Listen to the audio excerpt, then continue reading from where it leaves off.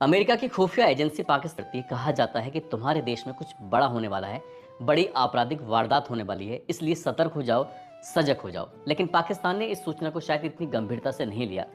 ना ही पाकिस्तान की जो खुफिया एजेंसी है आईएसआई, उसने भी इस मामले को इतनी गंभीरता से नहीं लिया। और जब ये घटना होती है तो इस घटना की पूरी दुनिया में चर्चा होनी शुरू हो जाती है।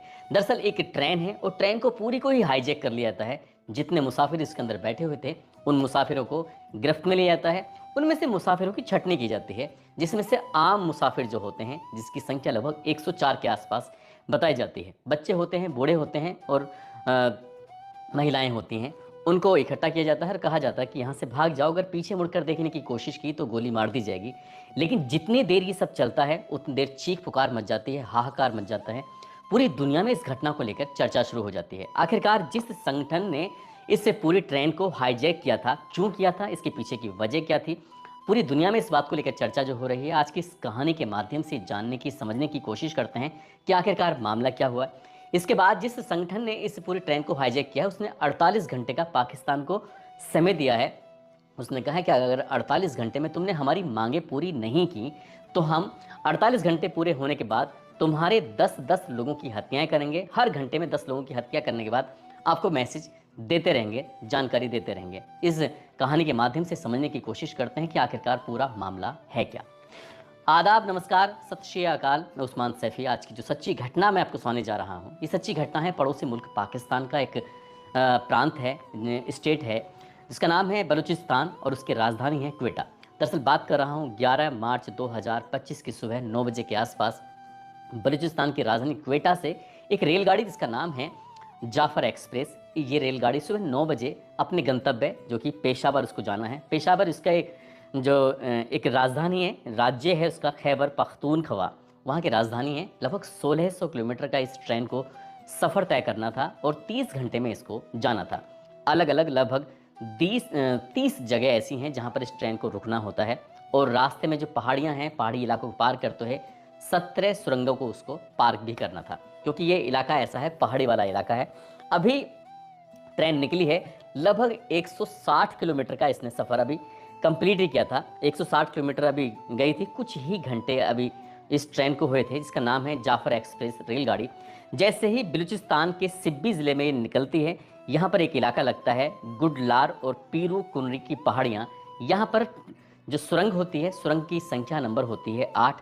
उस सुरंग को जैसे ही ये रेलगाड़ी पार कर रही थी, सबसे पहले उसके जहाँ पर इंजन है उसकी तरफ एक धमाका होता है रेलवे की पटरी पर। और जैसे धमाका होता है, क्योंकि जहाँ जहाँ से जिन जिन सुरंगों से ये ट्रेन गुजर रही थी उस वक्त इसकी रफ्तार थोड़ी धीमे हो जाती है। धीमे होने की वजह से जैसे ही धमाका होता है, जो रेल की पटरी थी वो बेपटरी हो जाती है और ट्रेन पटरी से उतरकर अलग चली जाती है।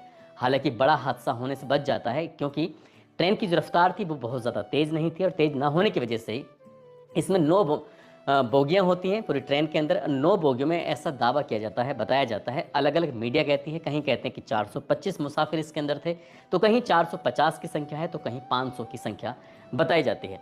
ट्रेन जैसे ही रुकती है उसके बाद फिर धड़ाधड़ गोलियां चलनी शुरू हो जाती हैं। 50-60 लोगों के हाथों में आधुनिक हथियार होते हैं और आधुनिक हथियारों से जब लगातार गोलियां बरसाई जा रही थी तो कई मिनट तक लगातार इस ट्रेन के ऊपर गोलियां बरसाई जा रही थी। जो लोग थे वो डर जाते हैं, सहम जाते हैं। मुसाफिर समझ नहीं पा रहे थे कि आखिरकार करें तो क्या करें। हालांकि इस चीख पुकार के बीच में जो पाकिस्तान के सैनिक होते हैं वो ट्रेन के अंदर पहले से मौजूद थे, उनके हाथों में भी हथियार थे। इधर तो पाकिस्तान के जो सैनिक हैं वो उन लोगों पर जिन्होंने गोलियां चला रहे हैं, जिन्होंने अभी एक ब्लास्ट किया था, जिन्होंने ट्रेन की पटरी को बेपटरी कर दिया था, जिन्होंने इस ट्रेन को रोका था। और उसके बाद जब जब दोनों तरफ से गोलियां चलती हैं तो लगभग आधे 1 घंटे तक गोलियां चल रही थी। और गोली चलने में, क्योंकि ये जो जिन लोगों ने, जिस संगठन ने इस ट्रेन को हाईजैक करने के लिए पूरी प्लानिंग की थी, वो पहले से ही प्लानिंग में थे, लेकिन पाकिस्तान के जो सैनिक थे वो प्लानिंग के साथ नहीं थे। इसलिए जब लड़ाई लड़ रहे थे तो बताया जाता है कि लगभग 30 सैनिक इस आमने सामने की मुठभेड़ में मारे जाते हैं। और उसके बाद फिर जो भी ये संगठन के लोग थे ये चारों तरफ से ट्रेन को घेर लेते हैं और घेरने के बाद सबसे कहते हैं कि इस ट्रेन को हाईजैक कर लिया गया है। इस ट्रेन के अंदर जितने भी मुसाफिर बैठे हुए हैं, किसी ने भी अगर होशियारी दिखाने की कोशिश की तो वो अपनी जान से हाथ धो बैठेगा। अब ये हाथ धो बैठने वाली बात थी, सबको अपनी जान प्यारी होती है, मुसाफिर एकदम शांत हो जाते हैं। लेकिन इस ट्रेन के अंदर सेना के जवान भी थे, अर्धसैनिक बल भी थे, पुलिस वाले भी थे और आईएसआई के एजेंट भी थे। सबके सब शांत हो जाते हैं। बताया जाता है, मीडिया रिपोर्ट की माने तो डर जाते हैं, सहम जाते हैं और उस आतंकवादी जो संगठन होता है, एक संगठन होता है, उनके सामने एकदम से नतमस्तक हो जाते हैं। इसके बाद ये 1:35 के आसपास ये मैसेज फैल जाता है, पाकिस्तान की सरकार के पास पहुंच जाता है कि उनकी एक ट्रेन है जिसका नाम जाफर एक्सप्रेस है, उस पर कब्जा कर लिया गया है हाईजैकरों ने और उनकी कुछ मांगे हैं। इससे पहले कि मांग वाली बात आए, उन्होंने एक संदेश जारी किया था।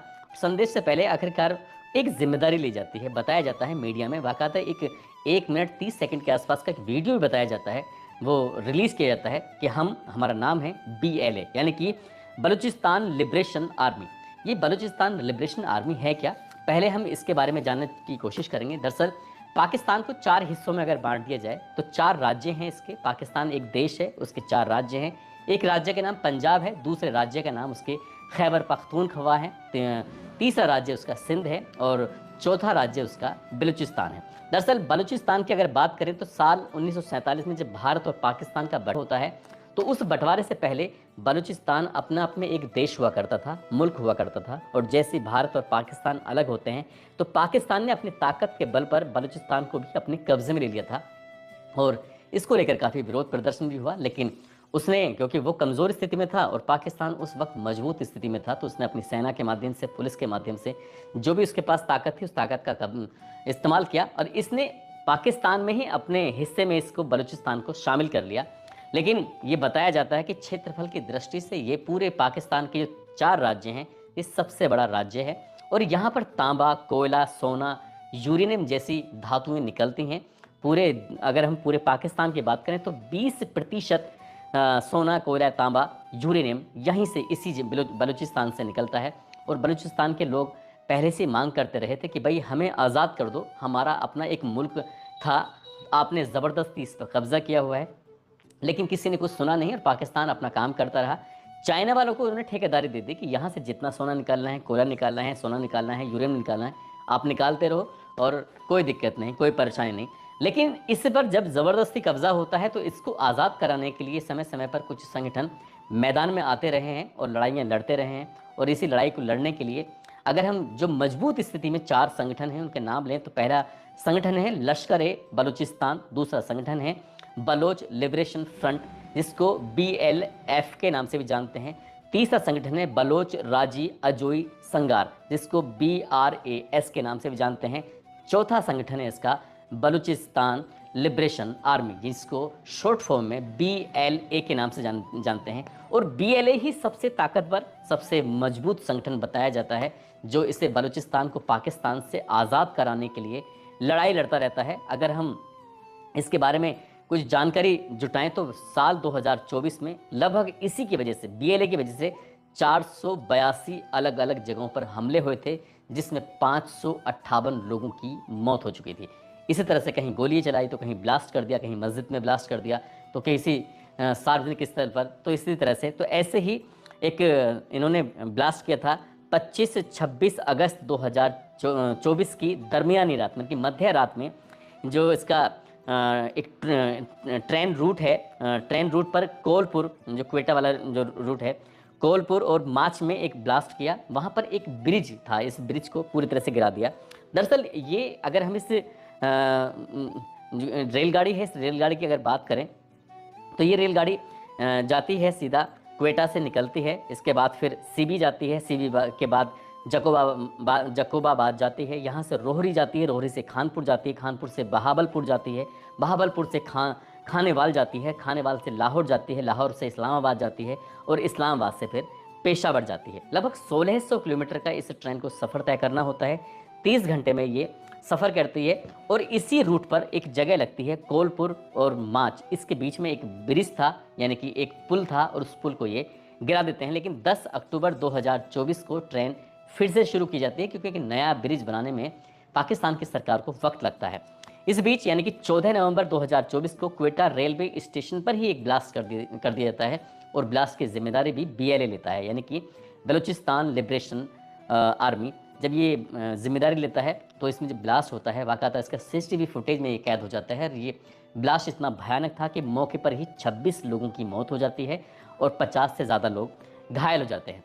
जब इस तरह की ये घटनाएं होती रहती हैं तो पाकिस्तान हो या अमेरिका हो या ब्रिटेन हो, इसने बीएलए को यानी कि आतंकवादी संगठन के रूप में घोषित कर दिया।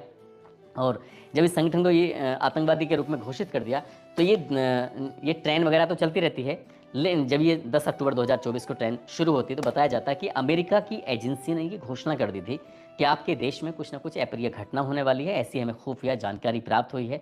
लेकिन वहाँ के पाकिस्तान की जो खुफिया एजेंसी होती है आईएसआई, उसको शायद इसके बारे में पता नहीं चल पाया या फिर उसने जानने की कोशिश नहीं की, और वो इतने बेफिक्रे हो जाते हैं कि 11 मार्च 2025 को सुबह 9 बजे जब ट्रेन निकलती है, अभी 160 किलोमीटर का सफ़र तय ही किया था कि उसके लगभग 450 जो मुसाफिर होते हैं पूरी ट्रेन पर कब्जा कर लेते हैं। उसमें से 104 को तो ये अपनी मर्जी से छोड़ देते हैं। हालांकि पाकिस्तान की सरकार ये दावा करती है कि इनको हमने छुड़ाया, यानी कि पाकिस्तान की सरकार कहती है कि उन्होंने नहीं छोड़ा है, बल्कि हमने छुड़वाया है।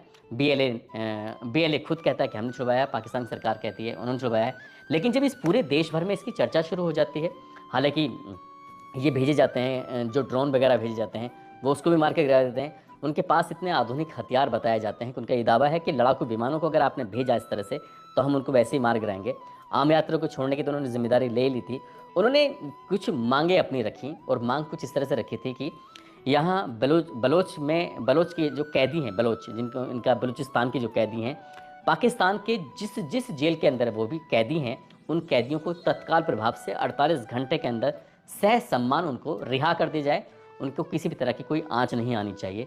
साथ ही जो पाकिस्तान है, पाकिस्तान में जो इनके चाइना ने को ठेकेदारी दे रखी है बलूचिस्तान के अंदर, तो उस चाइना को वापस कर दिया जाए, वो अपने जाए, और बलूचिस्तान को पूरी तरह से आज़ाद मुल्क घोषित कर दिया जाए। यदि आपने ऐसा नहीं किया तो हम 48 घंटे कंप्लीट होंगे, और 48 घंटे कंप्लीट होने के बाद 10-10 की टोली के हिसाब से इन यात्रियों को, इन मुसाफिरों को मारते रहेंगे, उनको नुकसान पहुंचाते रहेंगे। और ये बताया जाता है कि उन्होंने आम लोगों को तो छोड़ दिया था, लेकिन इसके अंदर बाकी ट्रेन के अंदर खास थे, चाहे वो पाकिस्तान के आईएसआई एजेंट हों, या फिर पाकिस्तान के अर्धसैनिक बल हों, या फिर पुलिस वाले हों, या फिर उनके कुछ खास मुसाफिर हों।